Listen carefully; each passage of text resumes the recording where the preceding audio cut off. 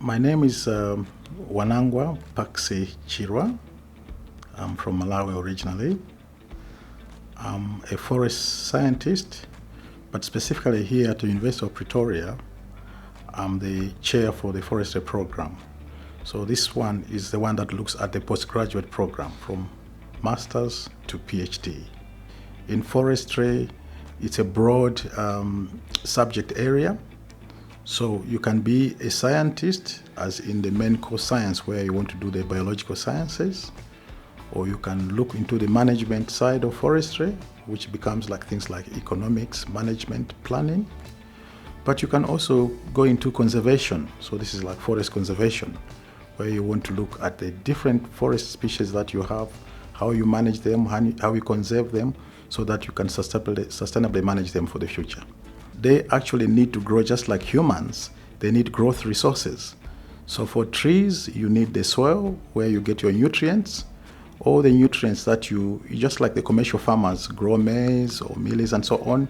Trees also need resources, the water, the nutrients. So as a growth of a plant, it needs all these resources. So you need to understand how these things interact. And always, I think, as scientists, we forget that there's that aspect of either a human element or animal element that impacts on them. I mean, for example, in forests, people want to use it for energy. By and large, in Africa, many people use wood. 80%, 90% in most parts of Africa use wood as the energy source. So once you understand the ecological growth and how people use them, then you can come up with a management in terms of planning and in the science. That way, then you can have the whole sustainable management of the forest resource. You think of the energy, that's a requirement, but you also need clean environment. That's where your trees, as they grow from the science, you get your oxygen, they capture the carbon, so you reduce the climate change. You see, all these things are interlinked. You have to look at it from spatially from the air. So you see that there's always an interlinkage there. You have your hydrologists to understand the water, you have the soil scientists, but also the sociologists, because those ones come in from the human side that I mentioned about. You want to understand why do they do what to a particular resource. So you see that there's always that link there across board. Whether you want to become a conservation expert also, you have to understand the science, but also the interaction of the different species with the animals and the people. And then if you want to become a manager, you have to understand the resource. I mean, the resource base, just like in any economics or business, you have to understand your product. So if you know that, you know how much you can use, how much you can sell it for. So you see that all these things are interlinked. The resource, how you manage it, and how you can actually maybe sell it or commercially viable, manage it as a resource for future generations and sustainable production itself.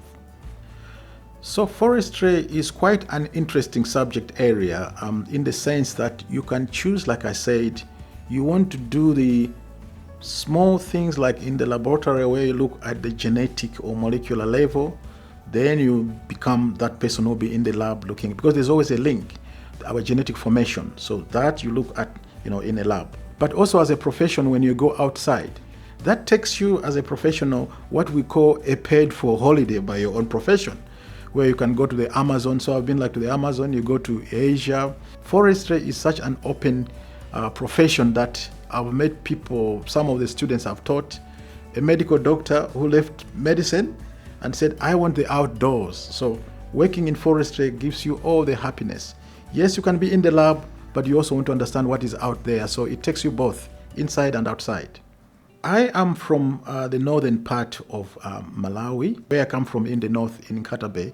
Quite an interesting setup where you have the tropical vegetation, but further down the line you got the lake. And that lake is quite interesting. It's one of the deepest in the world. Size is not what matters, but the diversity that comes with something gives you the opportunities. So one shouldn't limit themselves by where they have grown up, but also opportunities are there that you shouldn't be deterred as a student, even from the poor learning background. I was not from a fairly rich family. My father was a primary school teacher, but I reached where I reached. But there are others who really, maybe you are just farmers, their parents, but they have become medical doctors. They're all over the world. So I think you shouldn't limit yourself that, not just in South Africa, but once you learn this thing, the science is one and the same in the country. I think the whole world is the limit for you. I think you can be all over the world and do your science.